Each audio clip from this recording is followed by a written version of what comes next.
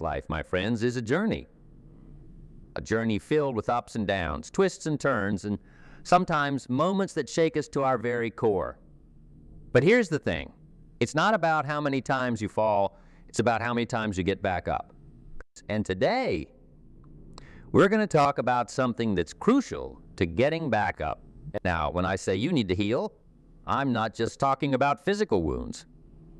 Oh no, I'm talking about those deep, invisible scars that life leaves on our hearts and minds. The kind of wounds that keep us up at night, that make us doubt ourselves, that hold us back from reaching our true potential. You see, in all my years of talking to people, studying success, and observing life, I've come to realize one fundamental truth. You can't move forward if you're still carrying the weight of your past. It's like trying to run a race with a boulder strapped to your back. You might move, but you'll never reach your full speed. Let me tell you a story. Back in my day, I knew a man, let's call him Joe. Joe was as hardworking as they come. He'd wake up at the crack of dawn, put in 12-hour days, 6 days a week. From the outside, Joe looked like he had it all together. But inside, Joe was hurting. You see, Joe had grown up in a tough household. His father was the kind of man who believed that showing emotion was a weakness. Men don't cry, he'd say. And so Joe learned to bottle up his feelings, to push down his pain, to soldier on no matter what. For years, Joe thought this was strength. He prided himself on his ability to tough it out. But here's the kicker, all that bottled up emotion, all that unresolved pain, it was eating him up from the inside. It affected his relationships, his work, his entire life. One day I sat down with Joe and I said to him, Joe, you're a hard worker. You're dedicated, you're skilled, but you're also hurting. And until you heal that hurt, you'll never truly succeed. Now Joe looked at me like I had two heads. Heal, he said. I don't need to heal. I'm tough. I can handle it. And that, my friends, is the trap so many of us fall into. We confuse being tough with being healed. We think that if we can just push through the pain, if we can just ignore it long enough, it'll go away. But let me tell you something. Pain doesn't work that way. Pain is like a weed. You can mow it down, you can cover it up, but unless you pull it out by the roots, it'll keep coming back. So how do we heal? How do we pull out those weeds and plant something beautiful in their place? Well, the first step is acknowledging that we need to heal. And that, my friends, can be the hardest part. Because admitting we're hurting, admitting we need help, that takes courage. Real courage. It's easy to put on a brave face. It's easy to tell the world I'm fine when inside you're falling apart. But true strength is looking in the mirror and saying, I'm not okay and that's okay. I need to heal and I'm going to do whatever it takes to make that happen. Now, I can almost hear some of you thinking, but I don't have time to heal. I've got bills to pay, mouths to feed, deadlines to meet. And I get it. I really do. Life doesn't stop just because we're hurting. But here's the thing. Healing isn't something you do instead of living your life. Healing is something you do so you can live your life fully. Think about it this way. If you broke your leg, would you say, I don't have time to go to the doctor?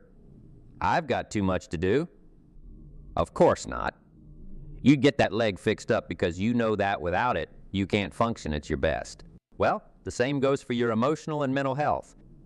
When you're carrying around unresolved pain, unhealed wounds, you're not functioning at your best.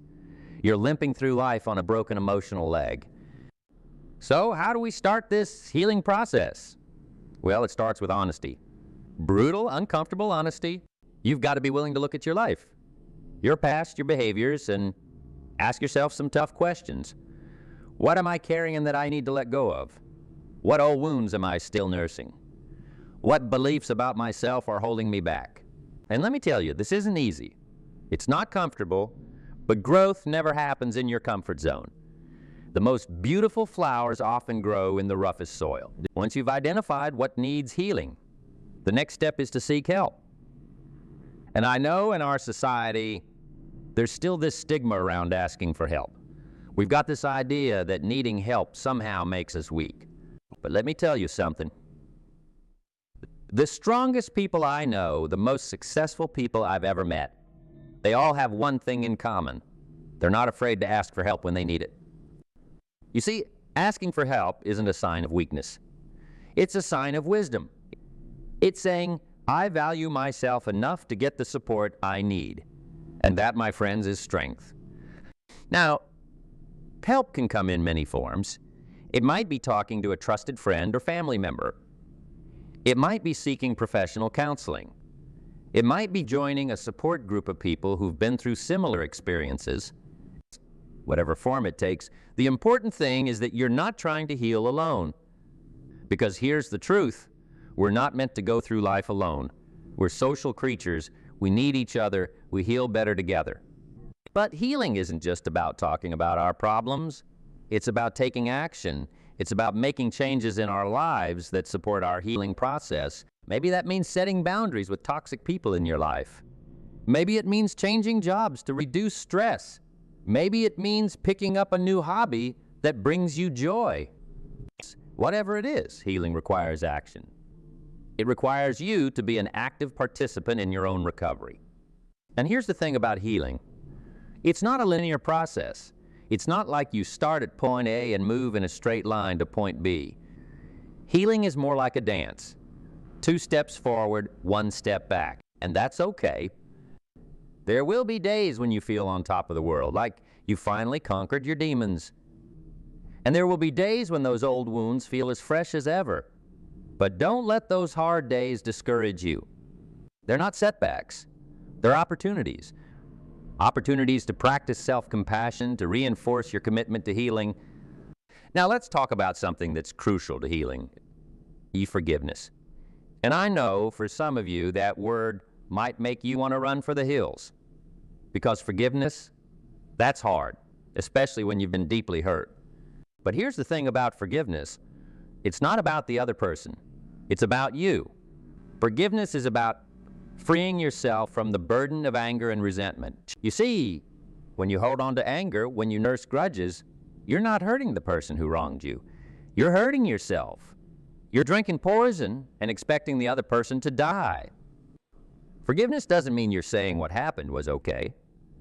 It doesn't mean you have to let that person back into your life.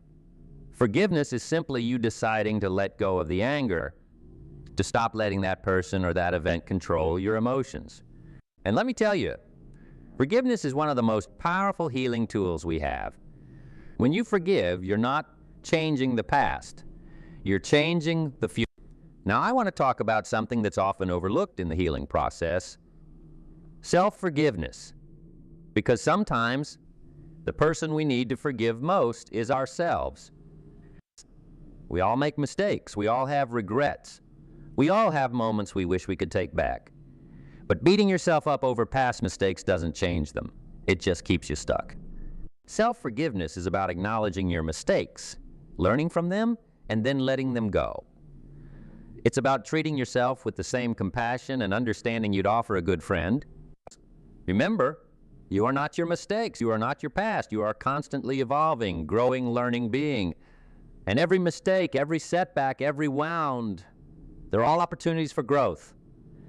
Now let's talk about another crucial aspect of healing, self-care. And I'm not just talking about bubble baths and face masks, though those can be nice. I'm talking about real, deep, meaningful self-care. Self-care is about treating yourself with respect and kindness. It's about honoring your needs, physical, emotional, and spiritual. It's about setting boundaries, saying no to things that drain you and yes to things that fill you up. Self-care might mean getting enough sleep, eating nutritious foods, moving your body in ways that feel good. It might mean spending time in nature, practicing mindfulness, or engaging in hobbies that bring you joy. Whatever form it takes, self-care is not selfish. It's necessary because you can't pour from an empty cup. You can't give to others if you're running on empty yourself. Now, I want to address something that often comes up when we talk about healing. The fear of vulnerability, because healing, it requires vulnerability. It requires us to open up, to let down our guard, to show our true selves. And I get it. Vulnerability can be scary. In a world that often seems harsh and judgmental, being vulnerable can feel like painting a target on your back. No, but here's the truth. Vulnerability is not weakness. Vulnerability is courage in its purest form. It's saying, this is me. This is my truth. This is my journey. And yes, being vulnerable means you might get hurt. But it also means you open yourself up to real connection, to deep love, to true belonging. Because when you're willing to show your authentic self, wounds and all, you give others permission to do the same. And that, my friends, is how we create a world where healing is not just possible, but celebrated. Now, as we journey towards healing, it's important to remember that healing doesn't mean erasing the past. It doesn't mean pretending the hard times never happened. Healing means integrating our experiences, learning from them, and using them to become stronger, wiser, more compassionate versions of ourselves. You see, our wounds, our scars, they're part of our story. They're testament to what we've survived, what we've overcome. The goal isn't to erase them, but to make peace with them, to say, yes, this happened to me, and yes, I'm still here. I'm still standing. I'm still growing. And as you heal, as you grow, you'll find that your capacity for joy increases. Because when you're not weighed down by unresolved pain, when you're not constantly fighting against yourself, you have more energy for joy, for love. You'll also find that your relationships improve. Because a person who's done the work of healing, who's committed to their own growth, they show up differently in relationships. They're more authentic, more open, more capable of giving and receiving love. And your work life, that'll improve too.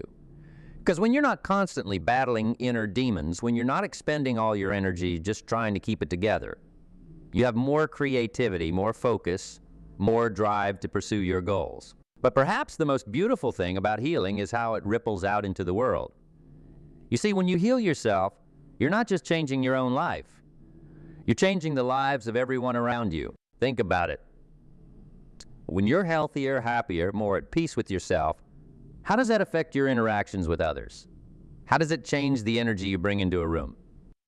How does it impact the way you treat the cashier at the grocery store, or the way you respond to a stressed-out coworker? Your healing creates a ripple effect. It touches lives in ways you might never even realize. Because a healed person, they have more to give. They have more patience, more compassion, more love to offer the world. And in a world that often seems broken, in a society that often seems divided, your healing becomes an act of rebellion. It becomes a statement that says, I choose love over hate. I choose growth over stagnation. I choose hope over despair. Now, I want to address something that often comes up when we talk about healing. The idea that healing means you'll never feel pain again. And I'm here to tell you that's not true. And more importantly, that's not the goal. Life will always have its challenges. There will always be moments of sadness, of frustration, of loss. But healing changes how we respond to these moments. It gives us the tools to navigate life's storms without being swept away by them. Healing doesn't mean you never feel negative emotions. It means you have a healthier relationship with those emotions. You can feel them, acknowledge them, learn from them, without being controlled by them. And that, my friends, is true freedom. Now, as we near the end of our time together, I want to leave you with this thought. Healing is not a destination. It's a journey. A lifelong journey of growth, of self-discovery, of becoming. There's no finish line where you can say, well, that's it. I'm all healed now, because life is constantly presenting us with new challenges, new opportunities for growth, and that's a beautiful thing. It's because it means that no matter where you are in your life, no matter what you've been through, no matter how deep your wounds might be, there's always hope. There's always the possibility for change, for growth, for healing. So, my friends, I urge you, start your healing journey today. Don't wait for the perfect time, because that time will never come. Don't wait until you feel ready, because readiness is a myth. The time to start is now. Start small if you need to. Maybe it's just taking 5 minutes a day for quiet reflection. Maybe it's writing in a journal. Maybe it's making that phone call to set up a therapy appointment you've been putting off. Whatever it is, take that first step. And then take another and another. Because each step, no matter how small, is progress. Each step takes you closer to the life you deserve, the life you were meant to live. Remember, you are worth the effort. You are worth the time. You are worth the energy it takes to heal. Your happiness, your peace of mind, your well-being, they matter. You matter. And as you embark on this journey, be patient with yourself. Be kind to yourself. Healing takes time. It takes effort. There will be setbacks. There will be difficult days. But keep going, because on the other side of that struggle is a version of yourself you haven't even imagined yet. A version of yourself that's stronger, wiser, more compassionate. A version of yourself that's free from the weight of past wounds. A version of yourself that's ready to embrace life with open arms, to love deeply, to dream big, to make a real difference in this world. So, my friends, I leave you with this challenge. Make a commitment to your healing. Make a commitment to yourself, because you need to heal. Not just for your own sake, but for the sake of everyone whose life you touch. Your healing matters. Your growth matters. Your journey matters. And I believe in you. I believe in your capacity to heal, to grow. So go forth, my friends. Take that first step, and then the next, and the next, because a better life, a healed life, is waiting for you, and you deserve it. You absolutely deserve it. Remember, life is precious, and it's short. Don't waste another day carrying around old wounds, old pain, old stories that no longer serve you. Today is the day to start your healing journey. Today is the day to start becoming the person you were always meant to be. Now, I know what some of you might be thinking. Easier said than done, right? And you're absolutely correct. Healing isn't easy. If it were, we'd all be walking around perfectly healed, wouldn't we? But just because something isn't easy doesn't mean it isn't worth doing. In fact, often the things most worth doing in life are the hardest. Think about it. Is anything truly valuable in life easy to obtain? Of course not. Whether it's a successful career, a loving relationship, or a skill you've mastered, the most rewarding aspects of life require effort, dedication, and yes, sometimes even pain. Healing is no different. It's a journey, and like any journey, it has its ups and downs. There will be days when you feel like you're making great progress, and days when you feel like you're right back where you started. But here's the secret. Even on those days when you feel like you're going backwards, you're still moving forward. Because every step of the journey, even the difficult ones, teach you something valuable about yourself. Now let's talk about something that often holds people back from starting their healing journey. Fear of the unknown, fear of facing painful memories, fear of change. And you know what? That fear is perfectly normal. It's your mind's way of trying to protect you from potential harm. But here's the thing about fear. It's often based on illusions. It's your imagination running wild, conjuring up worst-case scenarios that rarely, if ever, come to pass. And when you let fear control your actions, you're letting your imagination limit your reality. So how do we overcome this fear? Well, we start by acknowledging it. Look your fear straight in the eye and say, I see you. I understand why you're here, but you don't get to make my decisions for me. It's because the truth is, the anticipation of pain is often worse than the pain itself. Once you take that first step, once you start facing your fears, you'll often find they're not nearly as scary as you imagined. Now, as you embark on this healing journey, it's important to understand that healing isn't about becoming a new person. It's about becoming who you truly are beneath all those layers of pain, fear, and false beliefs. It's about peeling back those layers to reveal the authentic you that's been there all along. You see, we all come into this world as pure, open beings, but as we go through life, we accumulate wounds, we build walls, we create masks to protect ourselves. And while these defenses might have served a purpose at one time, they often outlive their use. They become prisons that keep us locked in old patterns, old behaviors. Healing is about dismantling those prisons. It's about having the courage to be vulnerable, to be authentic, to be truly you. And let me tell you, there's nothing more liberating than being able to stand tall and say, this is who I am. All of me. The good, the bad, the beautiful, the messy. This is me. But here's something crucial to remember. Healing is not about perfection. It's not about becoming some idealized version of yourself that never feels pain, never makes mistakes, never struggles.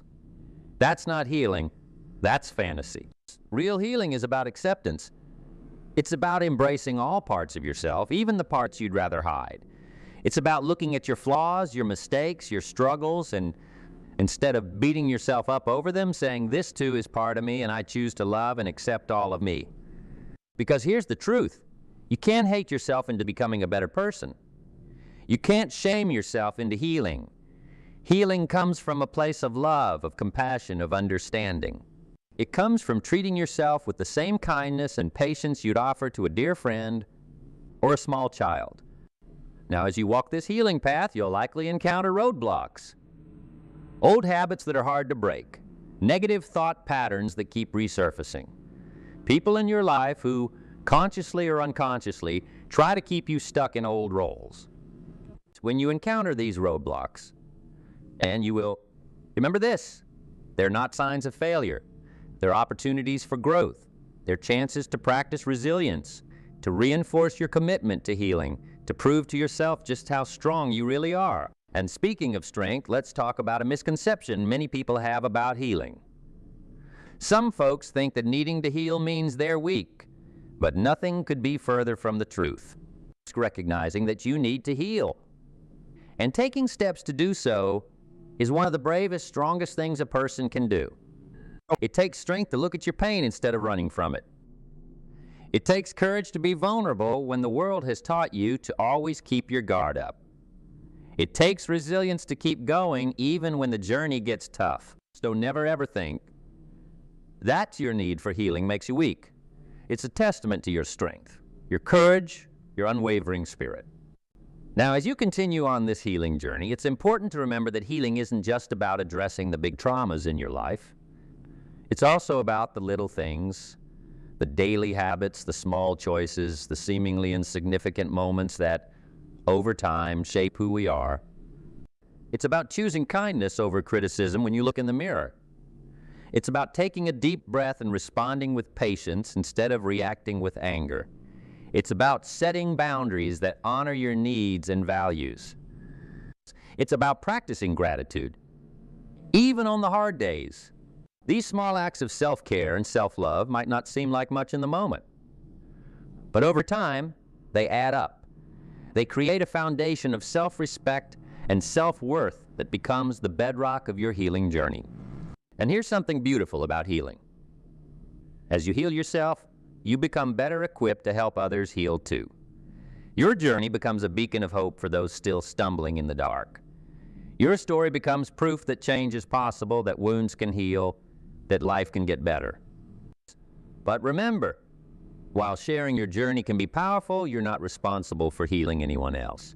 You can offer support, you can share your experiences, you can hold space for others, but at the end of the day, each person is responsible for their own healing. You can walk beside them, but you can't walk the path for them. Now let's talk about something that's often overlooked in discussions about healing. Celebration. Yes, celebration. Because healing isn't just about addressing pain and overcoming obstacles. It's also about rediscovering joy, reclaiming your zest for life, learning to celebrate yourself, and too often we focus so much on what still needs healing that we forget to acknowledge how far we've come. We forget to celebrate the small victories, the baby steps, the moments of breakthrough. But these celebrations are crucial. They fuel our motivation, they reinforce our progress, they remind us why we started this journey in the first place. So, make it a point to celebrate your healing journey. Did you set a boundary for the first time? Celebrate that. Did you catch yourself before falling into an old negative thought pattern? That's worth celebrating too. Did you simply show up for yourself today? Continuing on this path even when it felt hard? My friend, that is absolutely worthy of celebration. As we near the end of our time together, I want to leave you with this thought. Healing is not a destination. It's not a box you check off and say, well, that's done. Healing is a lifelong journey of growth, of self-discovery, of becoming. And that's a beautiful thing. Because it means that no matter where you are in your life, no matter what you've been through, no matter how deep your wounds might be, there's always hope. There's always the possibility for change, for growth, for a better tomorrow. So, my friends, I urge you once again, start your healing journey today. Take that first step, no matter how small it might seem, because that first step leads to a second and a third, and before you know it, you're well on your way to becoming the person you were always meant to be. Remember, you're worthy of healing. You're worthy of love. You're worthy of a life filled with joy, peace, and purpose. And that life is waiting for you. All you have to do is take that first step. Thank you for your time, for your attention, and most importantly, for your willingness to embark on this incredible journey of healing. I believe in you. Now go out there and start becoming the best version of yourself. The world is waiting for you. Don't keep it waiting any longer.